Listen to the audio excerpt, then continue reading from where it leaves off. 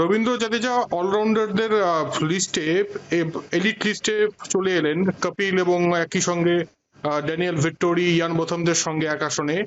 তো আপনার ছাত্রের এই যে অ্যাচিভমেন্ট, এটা নিয়ে আপনি কতটা গর্বিত?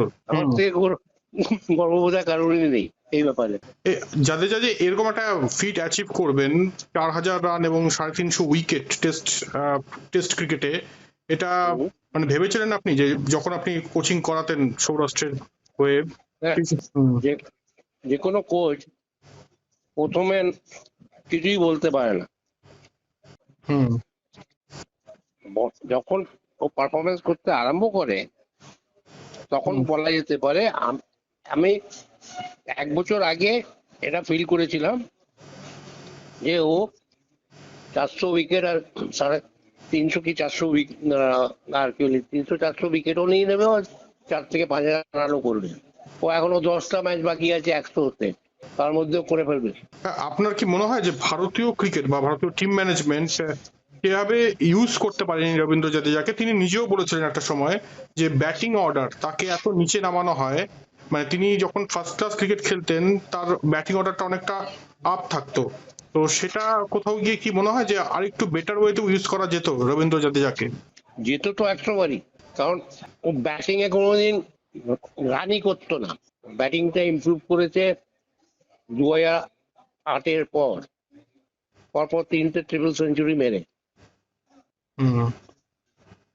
সেটা ওকে আমি ঠিক বলেছিলাম যে কিভাবে খেললে। একদিন আমাকে জিজ্ঞেস করলো, আমি সাদা কাপ জামা কাপড় পরে ইন্ডিয়া খেলতে চাই, কি করবো? আমি জাস্ট বললাম ওকে যে এরকম এরকম এরকম কর, তোর যা খেলা আছে তুই যখন তখন ঢুকে যেতে পারবি টিমে।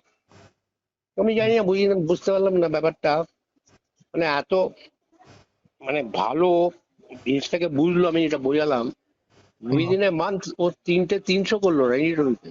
ওর লাস্ট ম্যাচ ছিল আমাদের বেঙ্গলের সাথে। আমি শুধু ওকে বলেছিলাম তুই আজকে নট আউট থাকবি, আজকে টিম সিলেকশন হবে, তুই সাদা কাপড় পরেও ইন্ডিয়া টিমে ঢুকে যাবি। ও নট আউট ছিল, 80 না কত আমরা ম্যাচটা জিতলাম, বেঙ্গলকে আউটরাইট হারালাম, ও টিমে ঢুকে গেছে। এই হচ্ছে ওর স্টোরি। নাহলে ও ব্যাটিংটাকে অতটা ওই জিতই না, অত T20 আর ওয়ানডেই খেলে যাচ্ছিল শুধু। ভীষণ ডিটারমেন্ট ক্রিকেটার, ওর জলদি ছাড়বে না। কি হয়েছে আমি জানি না, ওয়ানডে কেন ছেড়ে দিল আমি তাই বুঝতে পারছি না। ওয়ানডেটা ওর খেলা উচিত ছিল।